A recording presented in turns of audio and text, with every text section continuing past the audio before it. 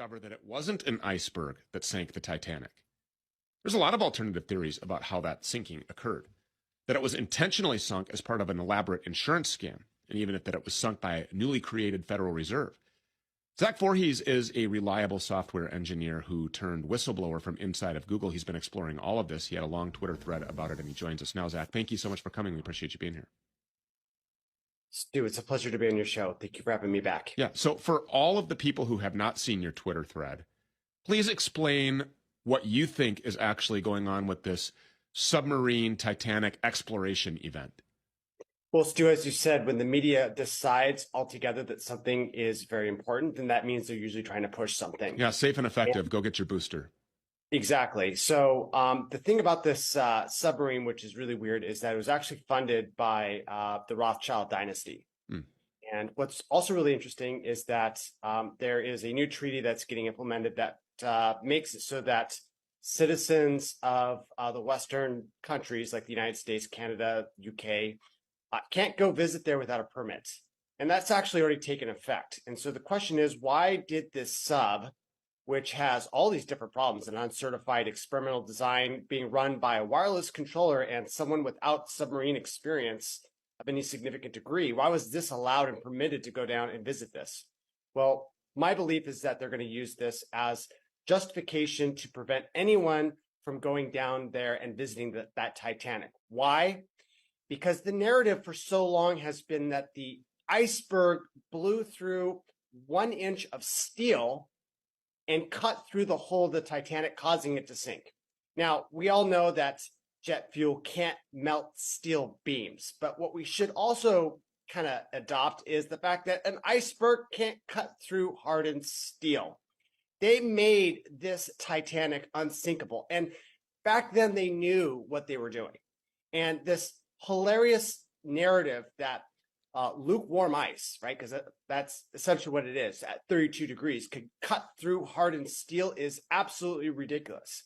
And so I believe that if people go down there, what they're going to find is that there isn't an implosion in the hull due to an iceberg. What they're going to find is that there is a outward buckling of the hull because explosives were placed on the Titanic to blow it out. Yeah, that's not a conspiracy theory either. There's a signed statement by a committee of the surviving passengers that was given to the press, which states that the Titanic carried 2,340 persons on board, consisting of 1,400 passengers, 940 officers and crew. No sign of panic was manifested until just before the vessel sank, when loud shouts of terror were heard and the sound of persons plunging overboard. There was reports of explosions from eyewitnesses. Quote, "Ice was all around us, crunching against the boats as we rowed away. We saw there was not enough boats for everyone, but there was plenty of time to save everyone if the Titanic had been sufficiently provided. The weather was beautifully calm, and except for the ice, it would have been like a lake in summer. We saw the Titanic struggling slowly forward as we rowed away. There was no sign of any panic until just before she sank. Then we heard what seemed like shouts of terror, and it appeared to us in the semi-darkness as if human shapes were plunging overboard. We heard a dull sound, which may have been the boilers exploding." Yeah, exactly. And so the question is, well, why would they sink the Titanic?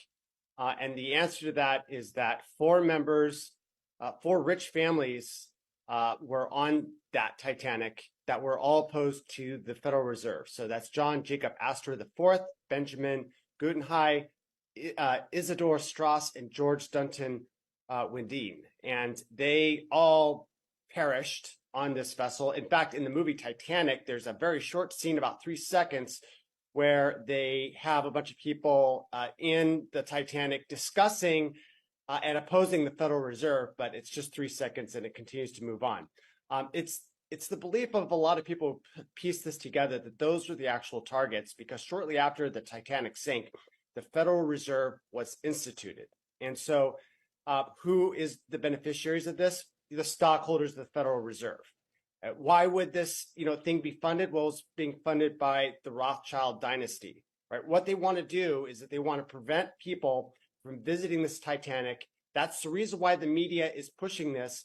And what we're going to see after this disaster is over is we're going to see heat on the regulatory bodies that are responsible for issuing permits for people to go to the Titanic. And what they want to do is they want to cover this up. They don't want people to go down there. And what they're going to do in the meantime is give us limited disclosures. The Smithsonian came out recently and said in 2017 that a coal fire that was burning uncontrollably and undetected for 2 weeks prior may have contributed to this, ship sinking. And so it's my belief that they're slowly rolling it out in a limited disclosure to admit that there actually might have been other contributing factors to this. But I don't think they're actually going to come out and admit that the entire thing was a piece of sabotage in order to Trojan horse in the Federal Reserve System that we now have in place. Yeah, as you alluded to, in 1910, some of America's most influential bankers gathered on Jekyll Island to plan the country's monetary policy and establish a central banking system, by the way, which Putin kicked out of Russia, which resulted in the draft legislation for the creation of the Federal Reserve Act. J.P. Morgan, the financier and banker who funded and built the Titanic, was booked on its maiden voyage in 1912, but canceled at the last minute. That's a little strange. Unlike the most wealthy and influential opponents to the creation of the Federal Reserve Act, American millionaires who did not owe their fortunes to banking, who remained on that ship and all perished. According to one theory, J.P. Morgan killed off any potential threats by ensuring rival millionaires, Jacob Astor, who you mentioned, Isidor Straus, and Benjamin Guggenheim, who all allegedly opposed the forming of a central bank, they all died on board the Titanic. None of this can be viewed as coincidental. And the discouragement to go and visit the Titanic is reminiscent of the discouragement, or actually the abolition and criminal act that it would be if you went and tried to explore, Antarctica. Right, exactly. So, not everyone is under this treaty. This is the Western world. Russia can still visit it. China can still visit it, and it's in international waters. So, this international treaty doesn't apply to them, but it definitely does apply to you, and it does apply to me. So it looks like this mystery will be continued to be buried at sea. Yeah. What about the submarine itself? The press is running with the story that, these people can survive without oxygen for that long at a depth of, 12,000 feet. They're bolted in from the outside. Now I'm reading stories about how this thing has claws on it that can help to free it if it gets caught up in some cables, or if it gets down. The Coast Guard is saying, no, this is not a recovery mission. This is still a search and rescue mission. How long can one survive without oxygen in a tuna can at 12,000 feet in immense pressure below the surface of the ocean?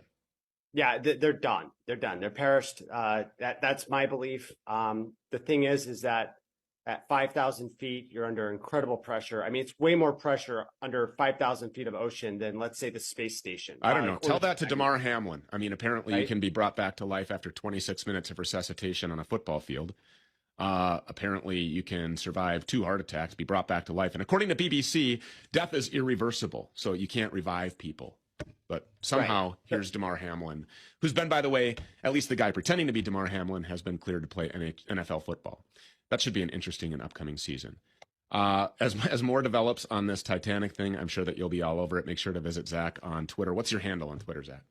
Twitter.com/perpetualmaniac, or just search for my name, Zach Voorhees, the Google whistleblower. Brilliant thread. And I applaud you for questioning literally everything that this satanic Vanguard, Pfizer, BlackRock, Rothschild funded media says. It's interesting how the biggest financiers of this criminal press are actually also the ones that are behind this submarine. So if you believe the narrative, I've got some land that I'd like to sell you in a lot of different places, and bridges. Zach Voorhees, thank you so much for being here. We appreciate it.